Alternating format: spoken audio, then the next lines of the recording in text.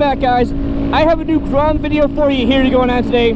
We are going to answer the question, oh yes, we're going on I-4. But the question is, could you use this as a commuter bike? The funny thing that brought that up was, I've had two people now ask me, they're like, well, I have to go a long ways to work every day. And I said, okay, so what's the difference? Is it all city miles? Is it all highway miles? What is it? And they said, oh, it's a mixture of both. I said, well, as long as you're okay with not just like worried about you can't go a million miles an hour, then you'll be fine out here on the Grom. However, if you are worried about it and you're like, oh my god, I have to take like 50 miles on it, then maybe you should get a bigger bike or whatever. But I get that question all the time because I was at the Honda dealer yesterday when I picked up my Grom from its 1,500 mile service, where they did valve adjustment, oil change, all that fun stuff. And the guy was like, I really want a Grom, but I live all the way in Winter Garden, Florida, which is I guess it's West Orlando, out way past Universal and all that stuff. And he said, I gotta come all the way in here to Kissimmee. I'm like, so what's the difference here? And he just said, I just don't know if I want to go that far on a Grom. I'm like, well, then don't go that far on a Grom. Have your main bike, but maybe you get yourself a Grom on the side. But if I were to tell him, I would just tell him, hey, use your Grom and actually go on the side roads there. As long as you're in the side roads, you won't have any problem. But if you're on the main roads, yeah, you're gonna have a problem. Like right now, it's very windy today. I can feel it hitting my chest right now. I'm struggling on Interstate 4 to do 56 miles an hour. Okay, I'm in the right lane, I'm doing the right thing, but it is a very windy day here. So if I was gonna say, if you're gonna take this bike every day, 30, 40 miles on the way to work on the interstate, don't buy this bike. No way, I wouldn't have told him to do that. But I said, if you're just gonna take number of back roads and side roads and maybe main city streets all day, the Grom is no big deal. You can't really get higher than about 50, 55 on those city streets anyways, right? And most time it's gonna be illegal because most roads are 45 to 50, at least they are around here. So I say, it's up to you guys. But that's the way I see it. I was asked that question the other day. I'm like, why are they scared to take the thing out there? You know, some people are actually scared to take the vehicle on I-4, the Grom. It's 65, I'm doing 62 now. You know, well, there's not wind. I'm getting like, I guess, wind block here from like the overpasses. I don't know.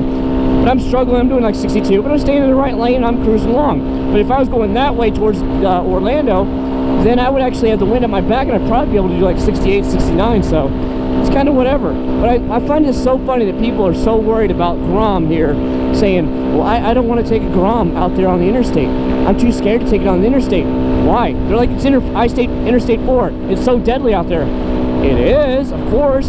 But if you use your head, you stay in the right lane and just keep your head on a swivel, you don't have any problems. I'm not trying to set some land speed records out there, but don't let that hold you back from being able to ride a Grom. I just don't understand it.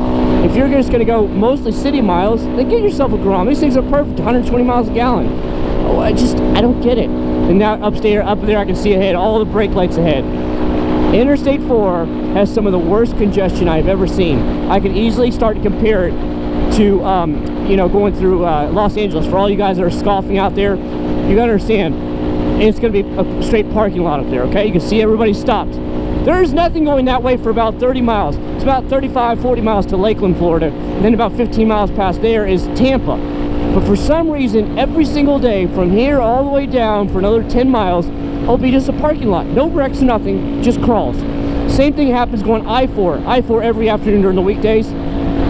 You'll be lucky to do 20 miles an hour. So if anybody watching this video that knows I-4, you guys can verify that it gets pretty bad. And it'll be like this every single day.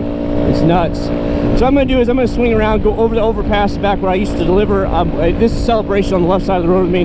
The Disney town that they started back in the early 90s and they sold it off. And I'm going to go cruise around in there. But when it gets back to the question about the commuter thing, oh cool, Team Penske, Chevrolet. But getting back to the commuter thing, as long as you're not taking the highway every day, 30, 40 miles, get you one of these. Yes, you can definitely commute with this Grom. I just don't understand why people are so skittish about the Grom. I don't. I look at it and I go, what? Huh? I mean, now that it's 35, you can see I won't have any problem. I usually keep up with traffic. We're flowing at a nice, good rate. Why would I need to worry about anything?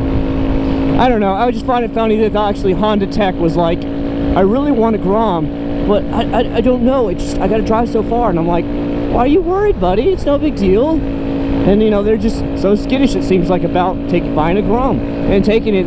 People are scared of buying Interstate 4. They're scared of just is it going to keep up with traffic? It's 40 miles an hour through here. I'm doing 57, 56, and I'm not even fully pegged out. Now that the wind's kind of at my back, I'm actually able to get going again. So, I don't know. I say you could definitely commute with it. Just know what your limits are, know what the bike's limits are, and you'll be fine. You know what I mean? I'm going to take US 192 back into Kissimmee now. And well, we're actually already in Kissimmee, but I'm going to go back that way towards where I live in Kissimmee. And I don't see any problem with commuting on the Grom. I mean, if you're really worried about it, get one of those bigger bikes and then you won't have to worry. Anyways, I hope this little bit of a tip helped you out. You guys got to see Interstate 4.